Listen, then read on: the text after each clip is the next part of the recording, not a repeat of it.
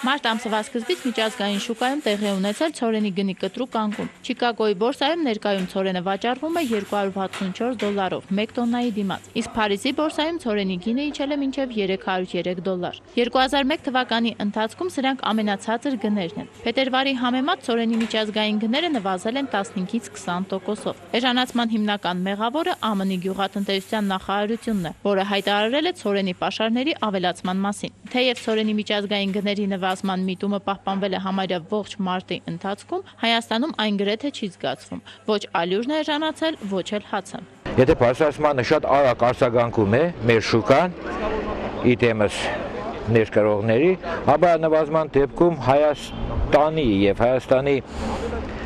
նման զարգացման նույն մագարտակ ունեցող երկրներում շտաբողականության այս հարցում չի ցուցաբերվում։ Այսինքն բնականաբար սա ձեռնտու տարբերակ է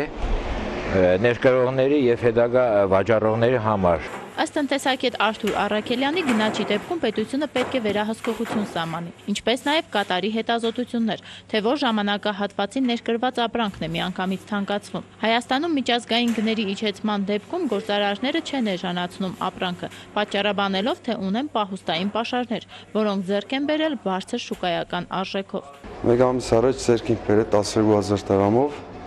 ուղղակի պահեստավորած ունենք,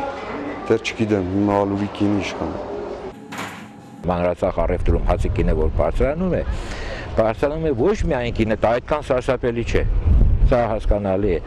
Ու ես նկատում եմ, որ քանի գնում նվազում է նաև հացի կշիռը, այստեղ երկու բարձրացում է տեղի ունենում գներին։ Ռուզան Վարդանյանն արդեն 3 տարի է հացը թխում, մինչ հացերի տեսակավորումն ու կաղապարումը նախապես կշռում է դրան։ Խմորի յուրաքանչյուր գունդը պետք է լինի 450 գրամ։ Պատրաստի խմորը կկնդենք,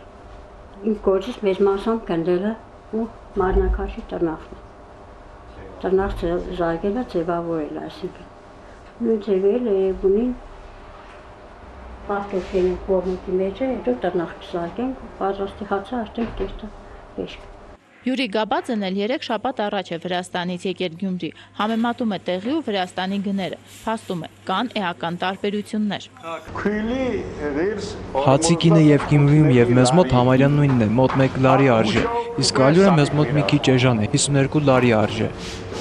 Հնարավոր է ալերեղացներն ալյուրն ավելի էժանացնեն միայն այն բանից հետո, երբ կսպառեն հունվար-փետրվարին համեմատաբար թանկ գներով ներմուծած ցորենը։ Միայն սրանից հետո կարելի է ակնկալել հացի գնի նվազում։ Անահիտ Հարությունյան, Արթուր Մարգարյան, Ազդարաշ։